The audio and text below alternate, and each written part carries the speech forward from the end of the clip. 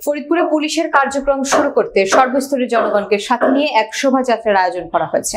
বিস্তারিত থাকছে ফরিদপুর জেলা প্রতিনিধি মাহবুব পিয়ালের প্রতিবেদনে। সোমবার বেলা ৩টার সময় শোভাযাত্রাটি পুলিশ লাইন্স থেকে বের হয়ে মুজিব সড়ক ঘুরে প্রথমে জনতা ব্যাংকের মোড়ে আসে।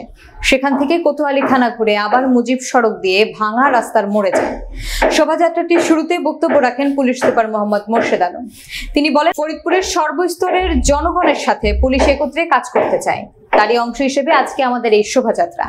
এখানে সর্বস্তরের জনগণ এবং জেলা পুলিশের সকল বিভাগের সদস্য এখানে আছে। শোভাযাত্রায় দেখা যায় শুরুতেই দেওয়া হয়েছে বৈষম্য বিরোধী ছাত্র আন্দোলনের শিক্ষার্থীদের। এরপরে মূল শোভাযাত্রায় রয়েছে বিএনপি সহ রাজনৈতিক দলের নেতাকর্মীরা।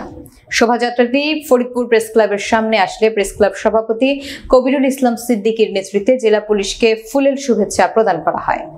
এ সময় উপস্থিত ছিলেন অতিরিক্ত পুলিশ সুপার মোহাম্মদ ইমদাদ হোসেন, অতিরিক্ত পুলিশ সুপার মোহাম্মদ সালাহ উদ্দিন, অতিরিক্ত পুলিশ সুপার শৈলেন চাকমা, কোতোয়ালি থানার ভারপ্রাপ্ত কর্মকর্তা মোহাম্মদ হাসানুজ্জামান, টিআই তুহিন লস্কর, বিএনপি নেতা আফজাল হোসেন খান পলাশ, এএফএম কাইয়ুম জঙ্গি, জুলফিকার হোসেন জুয়েল, একে কিবরিয়া স্বপন, বেনজির আহমেদ তাবরিজ সহ আরো অনেকে।